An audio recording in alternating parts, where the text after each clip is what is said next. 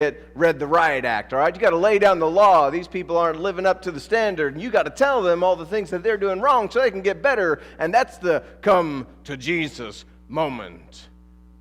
Imagine a come to Jesus moment where one person doesn't want to be there for that particular meeting. Now, I'm from the north. I'm not from the south. I had not heard that phrase, a come to Jesus. It was Jesus moment is what I heard. And I was like, a come to Jesus moment? That sounds great. The church family that I have, when we meet on the buildings, we have a Sunday morning one, we have a Sunday night one, we have a Wednesday night, we have come to Jesus moments all the time. You don't even have to do it then. You can do it Monday, Tuesday, Thursday, Friday, Saturday, anytime. You can have a come to Jesus moment. I felt like Buddy the Elf. What's a come to Jesus moment? I want one. Little did I realize it was not something that I was supposed to desire. My surprise was somebody is not supposed to be enjoying a come to Jesus moment. But today, we're going to be in Mark chapter 1. And this is a come to Jesus moment that both people were incredibly happy was taking place. We've been looking at the life of Jesus all year long, his characteristics, so that we know what is expected of us as his followers, as his disciples. And this come to Jesus moment says a lot about us, who we are when we come to Jesus, and also as we go represent him in the world. So let's unpack a come to Jesus moment. Mark chapter 1. A man with leprosy came to him and begged him on his knees, "If you are willing, you can make me clean." Now this man having leprosy was completely cut off from society. Having leprosy meant that you had a death sentence. It was just going to take a while. He immediately lost his community, his support, his resources, his finances. He immediately lost everything.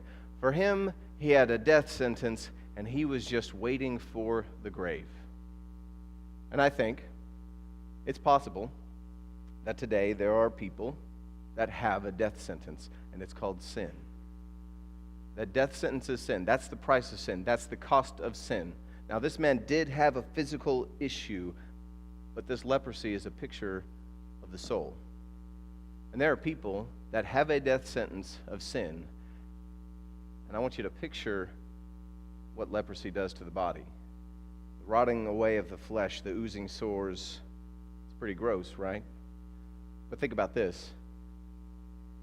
Nobody puts that in the hymns that we sing, right? It's always, I once was lost, but now I'm found, was blind, but now I see. And talking about walking with Jesus when you couldn't walk before, nobody was like, I once had a painful disease where my skin was rotting away and falling off my flesh, but now I'm healed. Like, that doesn't make it, because that's a really intense look at what the soul looks like. What the soul looks like when it's infected with sin. That's the situation this man is experiencing. And he says, you can make me clean. And I don't want to take away from his great faith. To believe that somebody has the power to cure this sickness, that is great faith. Belief in the power of Jesus. This is wonderful. But look at what he says. He says, if you are willing. I wonder if he's had some moments where he's like, I've got to come to God, and I have to come to God in just the right way. My come to Jesus moment, my come to God moment. I want to make sure that I don't fumble this. I only have one shot. I don't want to mess it up. I don't want to say the wrong things. And so he comes to him with a thought of if Jesus is willing.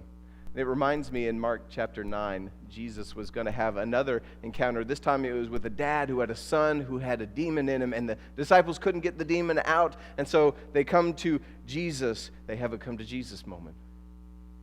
So they come to Jesus and they say, we can't get this demon out. And the conversation with Jesus and the Father says, how long has he been this way? From childhood, he answered, if you can do anything, take pity on us and help us. And Jesus says, if you can, everything is possible for the one who believes. And immediately the boy's father exclaimed, I do believe. Help me overcome my unbelief. So here we have an if you can.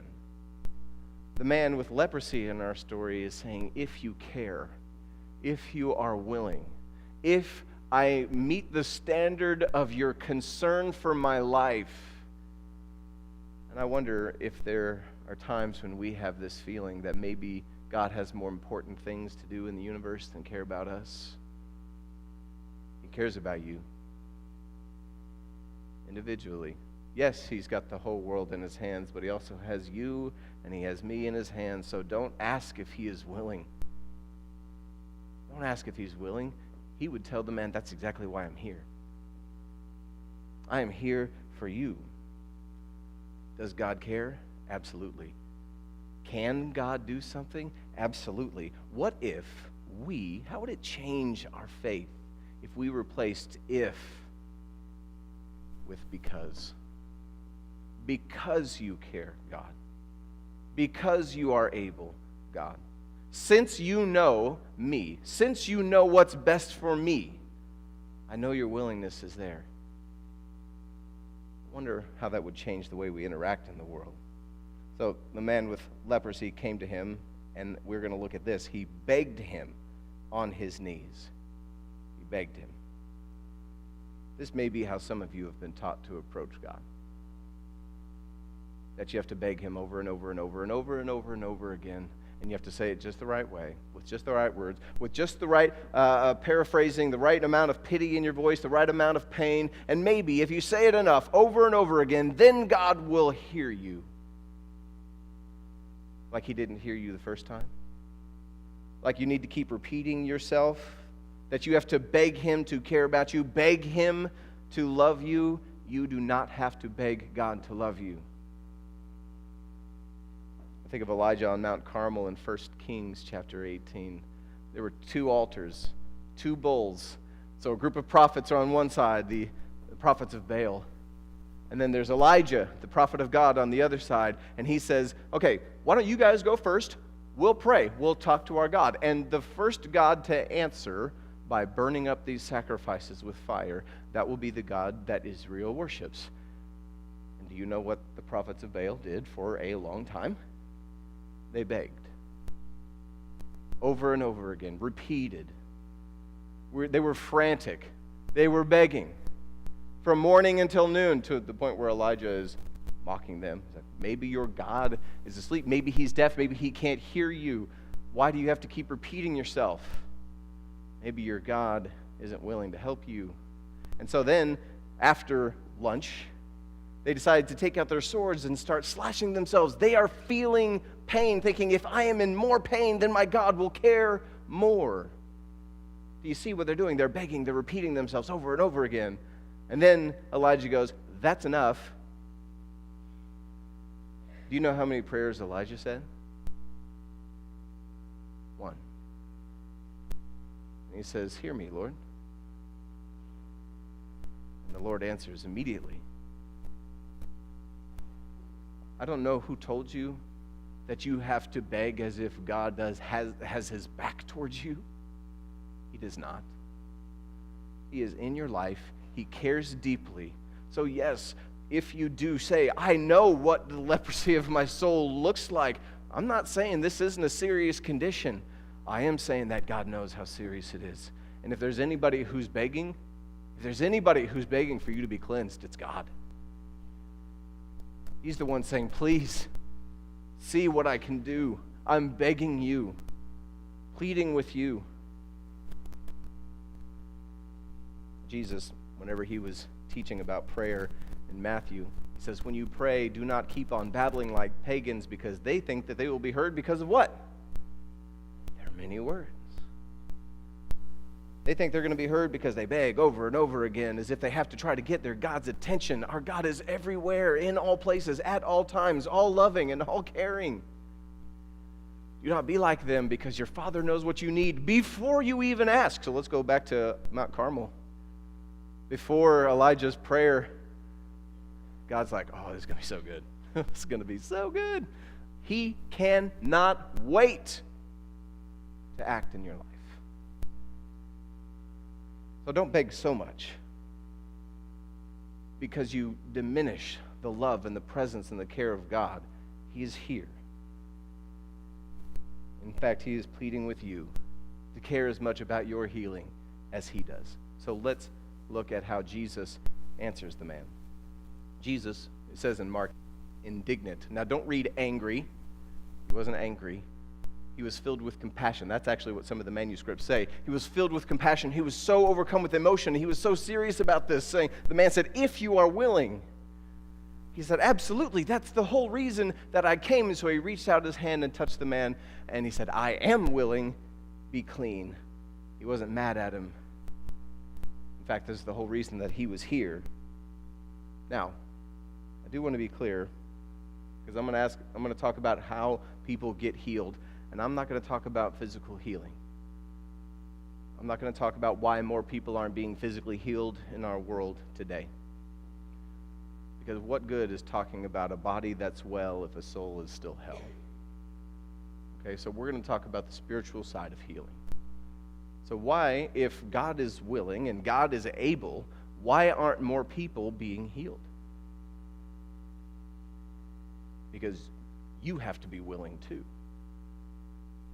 You have to say, here I am, kneeling down. I have the posture, and I think the reason people aren't being healed is because people are not asking. You do not have to beg, but you do have to submit, and it looks like this.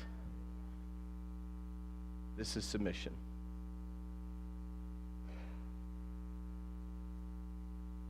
If he did not ask to get better, he would have stayed broken. And everybody there knew. The man knew that he was sick. The crowd knew that he was sick. Jesus knew that he was sick. But it just took one person saying, I want to get better. Please. And it had been years. So Jesus reaches down and he grasps the man. He doesn't do that. I don't know if you do this whenever somebody's sick and you try to do the care, but you kind of do the care from over there kind of thing, where you're like, there. Yeah. That's not what Jesus does. And whenever it says that he touched the man, he says that he goes down and he grasped him, he clasped him, and he says, I'm here. He has the ministry of presence. Do you know what happens whenever you are isolated for a long time or you lack touch, contact with other humans? There's a reason solitary confinement is punishment in prisons. And if you don't get that touch time whenever a baby is born, you don't get that mommy daddy time, it leads to growth deprivation. It leads to developmental delays. And so Jesus, before he even cleanses him, he reaches out and he grabs him. And I think some of us have this feeling that God is still somewhat distant from us until we are cleansed. Instead of reaching and holding us where we are. It's almost like while we were still sinners, Christ died for the ungodly. That's how he grasped the world in the midst of our sickness, in the midst of our pain. Jesus is Emmanuel. That means God with us. It does not mean God around us. It does not mean God a little bit closer to us than he was before. It means God with us. He did not come all the way from heaven to stop just a few feet short of this man. And he did not come all the way from heaven just to stop a few feet short of you. He wants to get into your life to pull you out of the situation that you are in. He is able. Are you asking? Because I know that he can, if you want to be clean.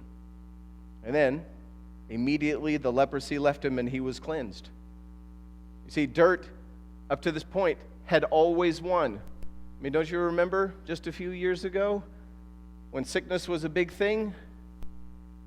When everybody was backing away from everybody else and saying, hey, if you're sick, I don't want your sickness to get to me because your sickness trumps my health.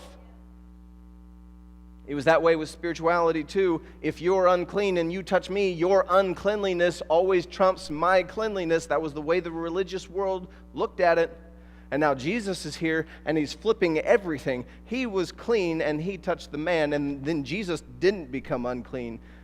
The uncleanness left the man. So this is what happened previously. If somebody was dead, if you touched the dead person, you became unclean. But whenever Jesus touches the dead, what do? They come back to life. Jesus is completely changing everything about the religious world. The way they viewed how to be clean. We still have what I call religious hazmat suits. we try to say, okay, well, you're one of those type of people, so I'm going to be backed away because I don't want your sin to get me sick, as if the Savior isn't stronger than the sin and the sickness in the world. Yeah. So if you've asked me this question, I promise I've forgotten. I'm not dogging anybody, but sometimes I get asked questions like, what are we going to do if those people show up? And you can fill in the blank for whatever those people are, whatever their issue. Well, what do we do? They're asking, where are the hazmat suits? Because if they're sick and they show up, and do I talk to them? I'm look at what this come to Jesus moment was. I said, here's what's going to happen. Here's what's going to happen when somebody who is those people shows up. We're going to praise Jesus. We're going to take communion. We're going to have offering. We're going to unpack the word. We're going to pray. We're going to fellowship. We're going to have donuts. We're going to do what we always do. We're not going to back away from these people as if somehow their presence here is going to make this place unclean. Because Jesus is here, they will walk away transformed if they have an interaction with Christ. Did you know that sinners are allowed in this building? Come on. If we didn't allow sinners in here, this would be a very empty room.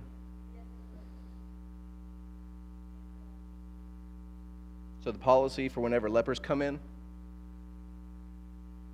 seeking something, seeking some transformation, is we don't back away.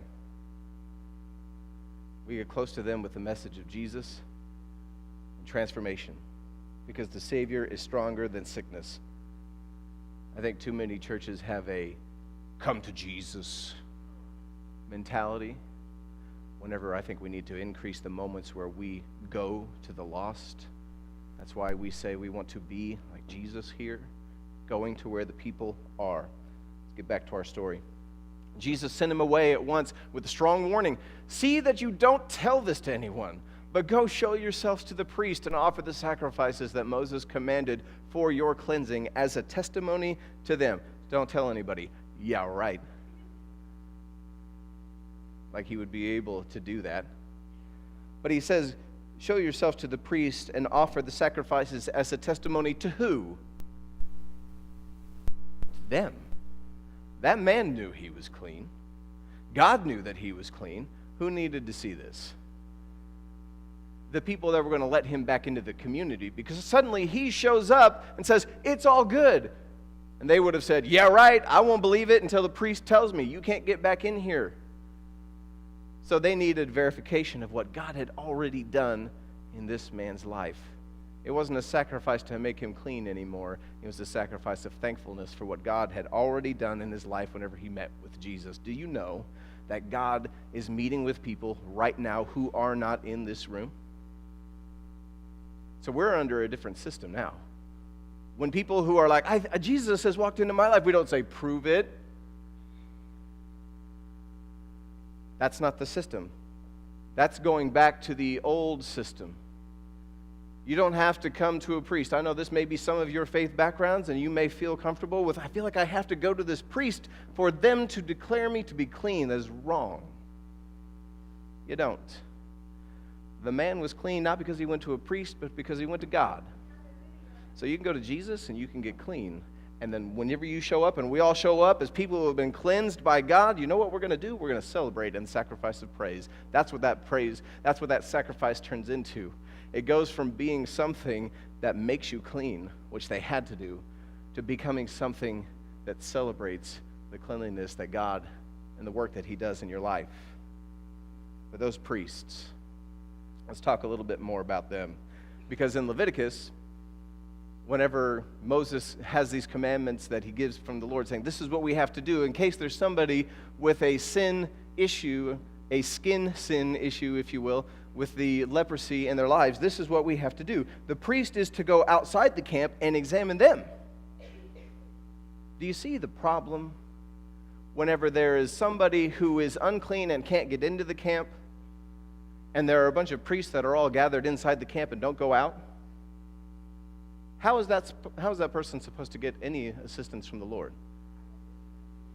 So we've got Jesus saying, go show yourselves to the priests. The priest should have been out there looking for somebody who's already been cleansed by what God is doing. And we are priests. If you are a follower of Jesus, we are priests unto God. And I think we need to do more going out into the world and saying the cleaning that God is doing instead of saying that you have to come inside the camp. Maybe priests should go outside of our little base camp here and say, what is God doing and how can I help? It's okay to leave this place and continue to do ministry and see what God is doing. It'll be an encouragement to you. So, back to our come to Jesus moment. Instead, he went out and began to talk freely, spreading the good news. As a result, Jesus could no longer enter a town openly, but stayed outside in the lonely places, and yet the people still came to him from everywhere. Well, of course he did. Of course he talked about this miraculous healing. It would have been the most important thing. I bet he talked about it every day for the rest of his life. When did you stop talking about your healing? Because the people who don't really want to evangelize or who feel awkward about talking about Jesus would say, there it is in red and white. Don't tell people about the healing because we don't want to make it harder for people to get to Jesus. Because that's what happens. Jesus says, why would Jesus say, don't tell anybody? He's saying, don't tell anybody because now it's harder for me to get to town and continue to heal people. Now because every time I walk in, the crowd shows up. Now I have to be outside of town. And look what it says. People still came to him from everywhere. It made it harder for the people who needed to Jesus. They had to go just a little bit farther because he couldn't get into town. So now if you're somebody who's uncomfortable with evangelism, you say, well, I'll just keep it to myself. That way, people don't have a harder time getting to Jesus. We're under a different system. You actually make it harder for people to come to Jesus whenever you do not talk about the healing that you have experienced. When did you stop talking about your healing? We sit here and say, well, of course that guy talked about it. It was miraculous. As if your soul being healed of your sin leprosy wasn't miraculous? I bet that man every day just looked at his arms, looked at his body, and said, this is amazing. When you wake up every morning, do you go, whew, this is amazing? Or do you take for granted the work of God in your life? Go tell people about the healing. Those who have been healed usually holler about it. They usually get up about it. I've heard of Jesus healing the mute, but I've never heard of Jesus healing somebody and then they didn't talk about it anymore. That's what they do. In fact, just a few verses before, we get a hint of how this man probably heard about Jesus and his abilities. Just a few verses before, people brought to Jesus all the sick and demon-possessed, and Jesus healed many who had various diseases. And what do you suppose they did? They went out and talked about it. And then there was a leper who thought that his life was over and he was destined for the grave, who said, there's a healer? And so then he went and he found Jesus. Those sick people need the good news about healing, and that's evangelism. That's all it is. If you think, I don't know all of the answers, I don't have the whole entire Bible memorized word for word, have you been healed? Do you know sick people? If you've been healed and you're grateful and you know sick people, that's evangelism. Don't overcomplicate it, because the more you overcomplicate it, the less you're going to do it, and that's what Satan wants. There's less of us talking about how great God is. So I've got good news if you're sick today. All he had to do was ask. And Jesus is willing. He did everything else. He didn't have to be perfect. Being clean isn't how we get Jesus. Going to Jesus is how we get clean. Because sometimes we get it switched around. If only I were good enough. If only I were perfect. If only I'd never sinned, then I could get to God. I've got good news. There's a good God who came to get you. To pick you up. While you and I were still sinners, he reached down and grabbed a hold of us because we asked. In Luke 18, Jesus talks about a Pharisee and a tax collector. And he's talking to people who are confident in their own self-righteous. They were sure, I am good, so therefore God must like me. And he tells them this parable.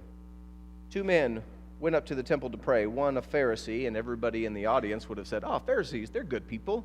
They're like ministers. Ministers never sin. And the other was the tax collector. They never do anything right.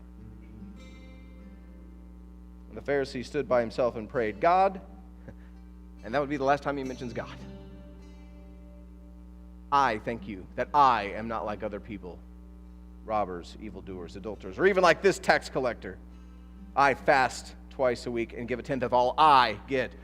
He talked about God at first, but then he sure talked about himself a lot. But then there's this other guy. The tax collector stood at a distance. He wouldn't even look up to heaven. It's almost like he was doing this, kneeling down. He wouldn't even look to heaven, but he beat his breast. He didn't abuse himself. He just knew that this is a very serious situation, that he had sin in his life that needed to be taken care of. He knew he had offended God. And so he says this prayer, God, have mercy on me, a sinner. And if you want to tally up the words, the first man, the Pharisee, he said 25 Greek words, and a lot of them were about himself. The tax collector said 5. You don't have to beg. You don't have to babble and ramble and repeat.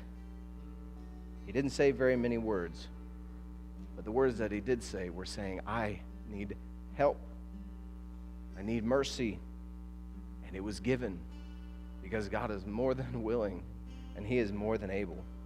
Our prayer team is going to be right out those doors, down the hall. We have a prayer room. If you want to go and kneel, whether that's sitting at the tables, talking with somebody, just saying, I submit today because I have this sin sickness that is eating away at me and taking me to the grave, and I know it.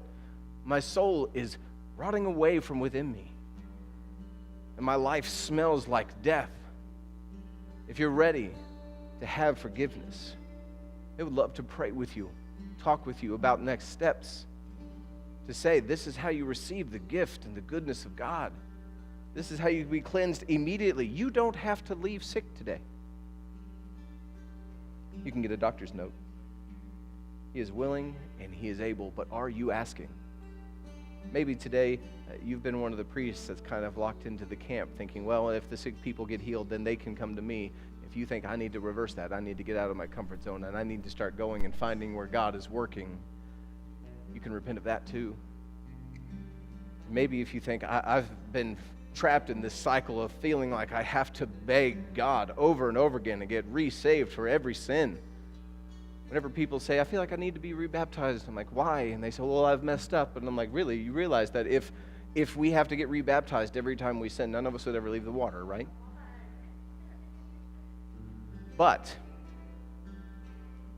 if you have been caught in this cycle of feeling like God constantly abandons you every time you sin instead of being constantly with you and for you, not against you,